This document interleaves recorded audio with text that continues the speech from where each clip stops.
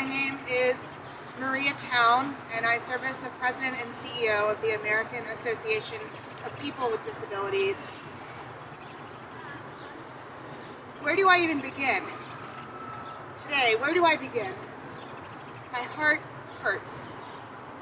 In the time since I was last able to come and be with you all on Disability Day of Mourning, more than 200 people with disabilities have lost their lives to filicide.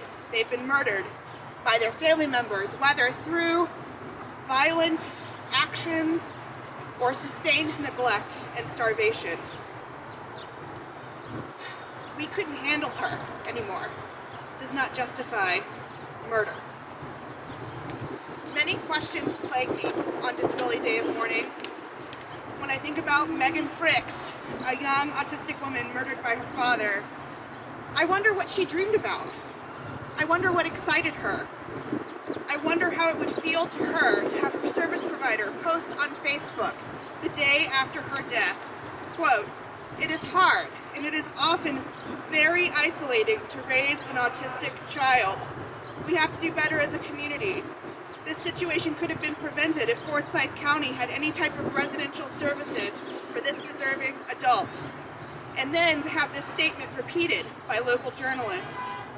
While it is absolutely true that disabled people and our families across the country often don't get the services we need, thousands of families are struggling with little to non-existent services, and yet they don't murder their loved ones.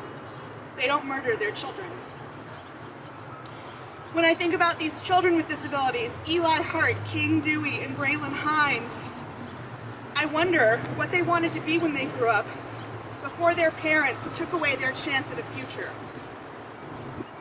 When I think about Sharon Mook, I wonder if she thought her long marriage would end in a murder-suicide that would ultimately be described as a mercy killing, when there is nothing merciful about murder.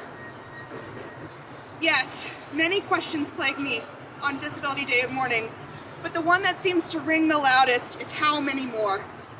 How many more names should actually be on these lists? I cannot help but think of all of the names of people we do not know, whose lives and whose deaths deserve to be remembered. How many more articles do we have to read that express empathy with murderers? How many more times do we have to see the murder of disabled people justified and excused? And how many more cases will occur where murderers will have little consequences for their actions? How many more lives of disabled people will be lost? I ask how many more, but I do not ask why. Because we know why. We know why these murders occur. Ableism, misogyny, toxic masculinity all contribute to filicide. We are also living in a society that consistently treats disabled people as disposable. Over the past 3 years, we've seen hundreds of thousands disabled people die preventable deaths because our government, our employers, our communities refuse to prioritize our needs, refuse to commit to public health, and refuse to recognize our shared vulnerability in the face of COVID-19. When the COVID pandemic was first declared, the primary message was, don't worry, it's only the elderly and the vulnerable who will get it. That's us. As the pandemic continued and the vaccine was introduced, and the vast majority of COVID deaths remained to be disabled people, from our nation's leading public health authority, we heard, really, these were people who were unwell to begin with. Yes, really encouraging news, she said. Now, as the pandemic is perceived as over, while thousands of people die from COVID every week, and COVID continues to be the #1 cause of death for people with intellectual and developmental disabilities, we hear, you're on your own. Take whatever precautions you need. And even though we're more likely to live in poverty, we're now going to be charged for masks, tests, vaccines, and have celebrities attempt to sell us COVID treatments.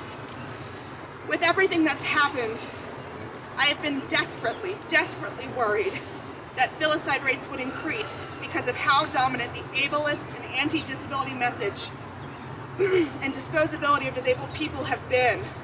I worried that it would be even harder to track filicide because of the greater degree of isolation that our community experienced. Was it COVID? Or was it long-term neglect with COVID listed on the death certificate? How will we know? And I continue to ask, how many more? Over the past 3 years, we have been surrounded by so much death and trauma. My heart hurts, y'all. In the midst of all of this, we have been expected to keep going, to keep pushing, to keep fighting. We have not had opportunities to grieve. We have not had opportunities to mourn. And the grief I feel today is different than on previous disability days of mourning. It is so heavy, I don't even know how to begin to describe it. What I can do, though, is focus my attention on these victims, Barrett, Felicity, Dawn, and more, honoring their lives and mourning their deaths, and commit to myself and to all of you, not one more. Thank you.